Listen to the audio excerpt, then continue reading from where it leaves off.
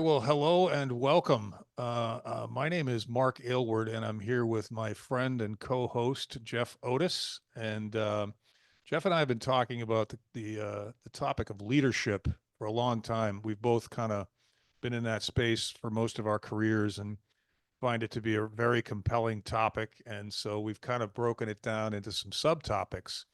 And today we're going to talk about um, how leaders behave, why the behavior of leaders is important.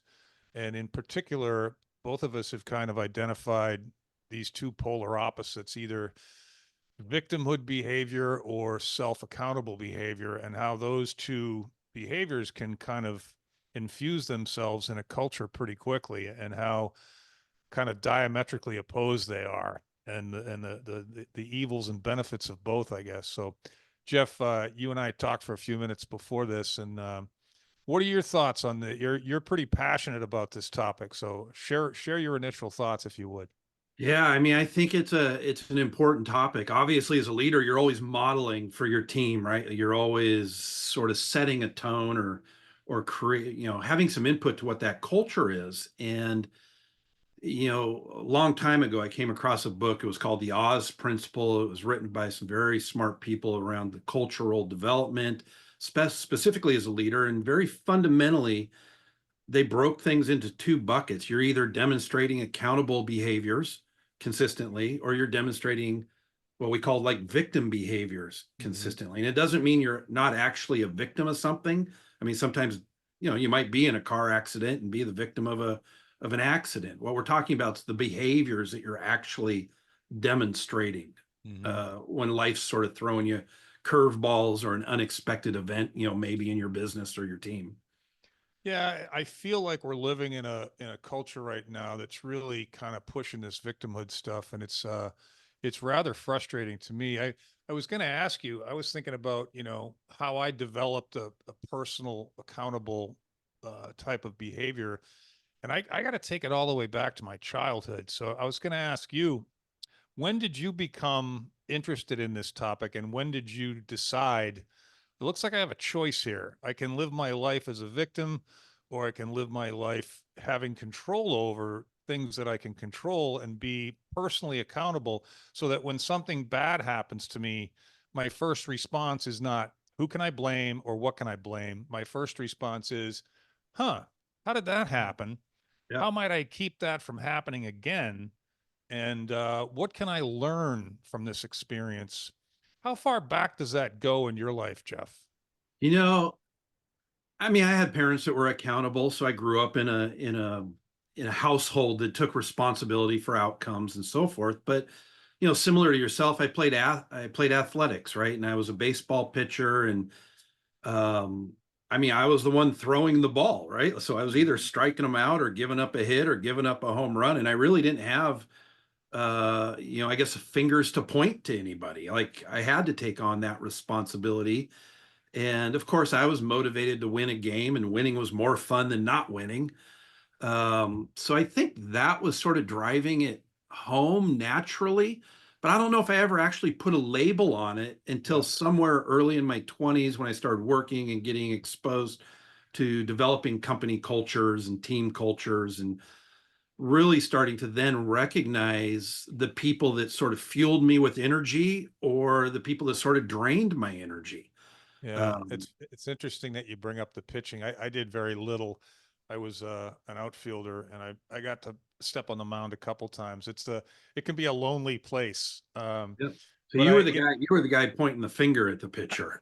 Why is he well, keep? what makes me think of, because like the World Series has just started now, right? So it's L.A. Dodgers against the Yankees, which is it's kind of cool. I'm not a fan of either. I'm a Red Sox guy, but it's fun. That's quite a rivalry. But I think about when you see, because they got cameras everywhere now, especially in major leagues, so you can see everyone's face and reaction when a Yeah, pitcher throws a good pitch and hit the guy hits a ground ball, which is a pitcher. That's a great outcome for a yeah. pitcher, is a It's an ground easy ball, out. right? Yeah. Easy out. Yep. Well, and so the third baseman just botches it, and he doesn't make the throw. The guy gets to first, and the camera goes right to the pitcher. And there's Yeah. two kinds of guys. One Yeah. guy is emotionless. This is just part of the game. That guy makes that play 90% of the time. He's one of the reasons for my success. I'll forgive him that one error. And the other guy's like, oh man, just like, that's Yeah. not the pitcher you want on the mound, right? No, You no. want the guy that's like, that's just part of the game, right? 100%. I mean, I think when you get to that level, of course, you got to that level because it's a team. Like nobody achieves that level of success alone. And so I think the mature pitchers recognize that the guy didn't try to make an error on purpose, Mm-hmm. right? And you almost take on the accountability of, all right, I got your back, Yep. right? Like Yep. I'll pick you up here. I'll get the next guy out. You know, I Well, think Mark, I was sitting here thinking, what might be useful is to just put a definition around like what are some victim behaviors. And in my mind, I think of pointing fingers, I think of blaming others, making excuses, acting confused, lying, ignoring a problem.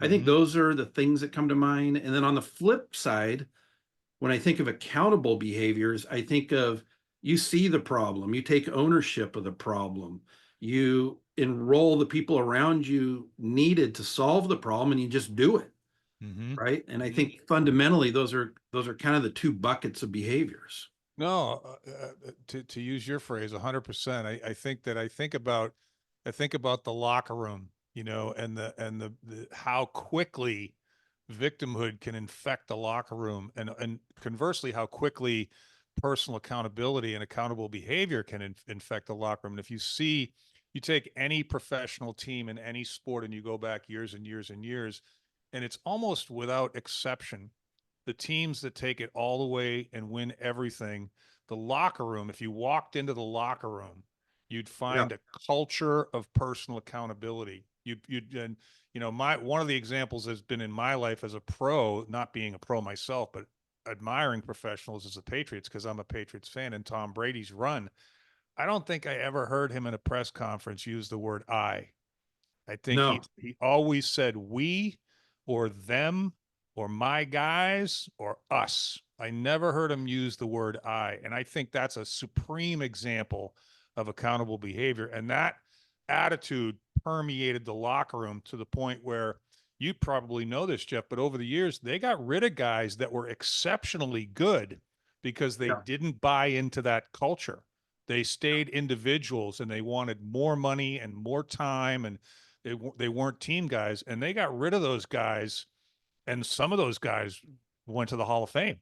Yeah. That talk about holding up a culture to accountability. Yeah. I mean, I think you're spot on. And the same thing applies in a business world. Let's say Yep. you're a new team leader, right? And you are responsible. Let's just take a sales team, right? And how many times do you hear? I mean, you and I have both developed sales teams and have developed people before. And how many times we've had someone come say, well, the client, it was the client's fault, or so and so didn't get the paperwork over on time. And it's almost like, how do you shift somebody's mindset to saying, well, okay, maybe that person made a mistake, but how do I take it on as the leader to ensure that mistake doesn't happen again? And how Yeah. do I sort of shift that kind of pointing finger behavior for in somebody else? Like how do you impact someone else to shift that behavior? Yeah, I think that you've used this word quite a bit, and I think it's modeling behavior. I think that we're both dads. Like, how do we model that behavior to our children to so that they become personally accountable and responsible? It's like they hear what you say, but they also are more interested in what you do, and where, in my experience, where what you say and what you do are the same thing, Yeah, there's a tremendous level of credibility there. And I think about what I used to tell my salespeople and recruiters when they would want to approach me in my office, or I always wanted to be approachable. I don't know if I always was or not. Maybe I was a little intimidating sometimes, but I would say to them, you can bring me a challenge or a problem anytime you want, but you have to bring some thoughtful solutions as well. yeah, I have enough of my own problems. I don't need yours. But if you bring me a couple of solutions that give me the understanding that you've thought this through and you've tried to figure it out, then you can come into my office all day long And whether we use your suggested solution or not, that's going to be a rich learning experience for both of us. And it's also going to further promote this idea of self accountability and personal responsibility. Yeah. That worked real well for me. Yeah, I can see that. I know even in the organizations that I led, I mean, I constantly had a radar on, all the employees and everyone and like who's really demonstrating those kind of accountable behaviors. And, right, wrong, or indifferent, they were generally the ones that rose in the organization that got promoted. I think of a good example. It's a very simple one, but if you think of yourself walking through an office and you just see a piece of paper on the floor that you Mm-hmm. know is obviously trash, and 10 other people walk by it, but if you're the one who leans over, actually picks it up, puts it in a garbage can, that's a little behavior of accountability. It's like Yep. seeing the problem, taking ownership. It's a simple fix, but that little piece differentiates you from, 90% of the others that may have bypassed that. And Yeah, and intentional or not, somebody's going to see you do that. Some people are going to see you do that, and it's the beginning of this modeling behavior that we talk about. I think one of the jokes I used to do on the sales floor was if somebody misbehaved in whatever capacity, like Mark, I think I can close this deal if I do this little manipulative thing right here, and I'm like, nope, no, we're not doing that. And then I would yeah, say, give me your mother and father's phone number. I need to give them a call and see where this came from. I did that. I did that a lot because to me, back to what I asked of you earlier, I think this all starts pretty early. I think that I also grew up in a family where, if I went to my mom for something and I didn't get what I wanted, and then I went to my father for the same thing, inevitably he would say, "What did your mom say?" You yeah, know, yeah, and that's a very important thing as a parent, and I think that's where it all starts, right? Because yeah, as kids, dude, we learn how to manipulate early. Like it's like from birth we learn how to manipulate, you yeah. know. And so I think that begins early. What are your thoughts on that? Well, I don't disagree. I also think look around at the impact of messaging coming at us, Hmm. right? Like morning cartoons as a kid. You're almost thought to believe if you don't have that, Frosted Flakes or Cheerios or whatever the latest cereal is in your cabinet, like you don't have the same privileges or opportunities as the house next to you. Yeah, And so you're almost being conditioned sometimes through our messaging that goes on, advertising. I've told you before is like you don't always have a solution to sell until you create a problem. And so a lot of our marketing messaging is around creating these problems where you almost feel like a victim. yeah, yeah. And I'm gonna go back to being a dad again. It's like I think the reason, or one of the reasons perhaps, and I want your thoughts on this, that there are so many victim behaviors around is because saying no is difficult. Right. When your child comes to you and says, "Oh, I really want this, dad," or "I really need this, dad," I'm like, no, you can't have that. That moment where there's something inside you that knows the right thing to do, but yes would get me off the hook right now. And I got so much other shit going on that I really want to just appease this child right now. But if you do that and then you continue to do that over time, you end up with a spoiled brat, you know? Well, it becomes relentless, right? Like Yeah. they don't hear the first no. Like you said, they'll go to the mom or the dad or the Yeah. where can they get some support for this? But I think that difficulty with saying no is a good point. I used to ask a lot of our young leaders, especially those that might have taken over a team Hmm. that included older adults, right? And they were often like, well, how do I lead this person? This Yeah. person's 10 years old to my senior. And the question I always ask them, well, are you going for respected or are you going for liked? Yeah. Yeah. Right? Like I think as a leader, if you're just going for liked, it's a circle to the bottom. Yep. Right? If Yep. you're going for respected, obviously you're going to gain more followers, and it is possible to be respected and liked. Hmm. But if you're Hmm. not, if you're not making decisions and demonstrating behaviors that garner respect, then yeah, usually you're circling towards the bottom. Yeah, very, very interesting. I think this goes two of the things that pop in my head are phrases that we've bantered about before. And one is, I would rather have somebody be kind to me than be nice to me. And the Yep. distinction there being nice is kind of like kissing your ass, telling you what you want to hear. And kind is, I'm going to tell you something that's in your best interest.